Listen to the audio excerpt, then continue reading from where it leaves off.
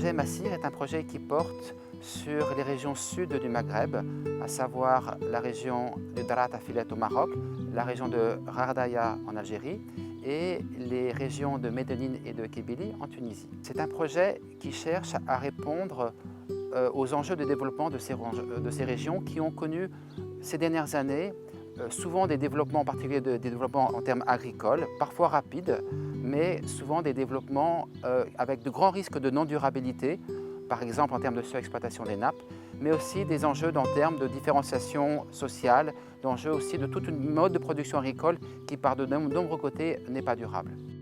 L'équipe Massir est composée d'instituts d'enseignement et de recherche du Maroc, d'Algérie, de Tunisie et de France. Et cette équipe intervient en partenariat sur le terrain avec différents acteurs, des associations de développement, des organisations professionnelles agricoles, les services locaux de l'administration et aussi de jeunes start-up qui viennent en appui à toutes les activités de concertation. C'est un projet sur le plan de la recherche qui est déployé par des dispositifs un peu innovants qu'on appelait les PMA, les processus multi-acteurs, qui réunissent les équipes de recherche, les acteurs de développement, les acteurs institutionnels, les populations locales et leurs représentants, et dans une perspective d'identifier d'abord quelles seraient les innovations intéressantes à même d'aider le territoire à s'épanouir, à se développer, et puis expérimenter avec et pour ces territoires-là et en extraire un peu les leçons, les capacités à développer et dans une perspective, pas de généralisation, mais au moins, on va dire, d'intégration dans les systèmes d'innovation ruraux en place ou à concevoir. Donc ça, de façon très générale, ça couvre énormément d'innovations qui vont des innovations, on va dire, assez techniques aux innovations qui sont plutôt territoriales et à d'autres qui sont rattachées à des filières. La particularité de ce projet, c'est son approche. Donc au démarrage, on a mis presque quelques mois pour identifier. On sait qu'on doit travailler sur la durabilité de ce système avec toutes leurs composantes, naturelles et socio-économiques. Pour travailler un système dans toutes ces approches, il faut commencer par identifier avec les différents acteurs qui interviennent au niveau de ces systèmes quelles sont les problématiques qui se posent, quelles sont les difficultés, quels sont les verrous. Elles peuvent être d'ordre pratique, c'est-à-dire culturel, elles peuvent être d'ordre organisationnel, elles peuvent être d'ordre technique.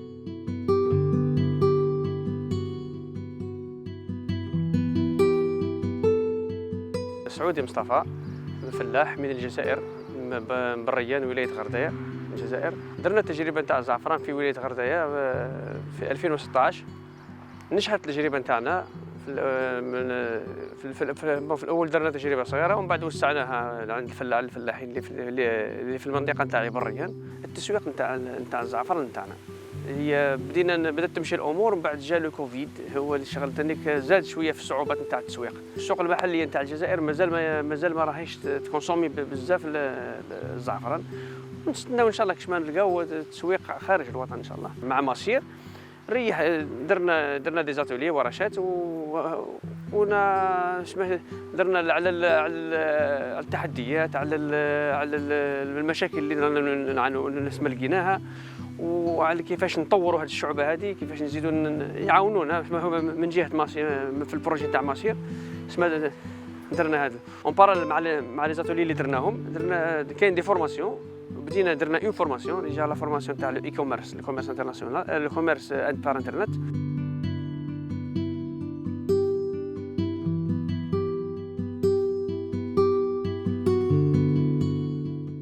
Nous avons choisi la filière safran. Pourquoi nous avons choisi le safran? Parce que d'abord c'est une culture qui consomme peu d'eau. Cette culture aussi emploie beaucoup de jeunes. Il y a un engouement des jeunes pour cette culture. Et beaucoup de femmes aussi dans les opérations, dans un certain nombre d'opérations, d'émondage des fleurs, de séchage et de conditionnement du safran. Le processus multi-acteurs qui a été mis en place autour de cette filière, c'est de co-élaborer avec les acteurs locaux, les producteurs les acteurs institutionnels, les organismes d'encadrement technique et financier, de co-élaborer un plan d'action pour le développement de cette filière. Parmi les projets réalisés, nous avons réalisé un grand projet qu'on a appelé la Nouvelle Oasis, sous forme d'une extension de la plantation de palmiers. Donc il s'agit de la plantation de planter 25 000 palmiers dattiers sur une superficie de 100 hectares. Pour les infrastructures, on a réalisé, c'est-à-dire le forage, 7 puits, les bassins d'accumulation d'eau, l'installation du système d'irrigation, les pépinières, l'énergie solaire. Bien sûr, c'est un projet qui se base sur le pompage d'eau par l'énergie solaire et l'irrigation par goutte à goutte. Le fait que ce système n'a pas été conçu dès le départ peut poser des problèmes d'allocation, de distribution de l'eau, notamment lorsque tout sera équipé.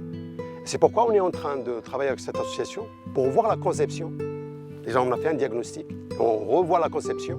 On va aussi leur proposer des améliorations du réseau, comme on va leur proposer des modalités de gestion du réseau d'irrigation pour qu'ils puissent satisfaire toutes les parcelles et pour que tout le monde tire profit d'une manière équitable de la ressource. On s'intéresse justement aux oasis de Kébéli.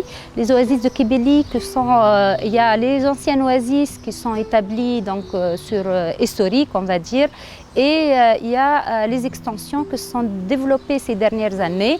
Et toujours ces extensions elles sont développées sur des ressources en eau souterraines fossiles. Dans la région où en Tunisie, ils sont établis sur des forages qui sont classés illicites par rapport à la durabilité de la ressource. Et nous, justement, on s'intéresse avec, bien sûr, avec tous les acteurs et les parties prenantes, d'identifier des scénarios futurs qui permettent la durabilité environnementale et économique de ces territoires oasiens en termes d'extension et d'oasis traditionnelles.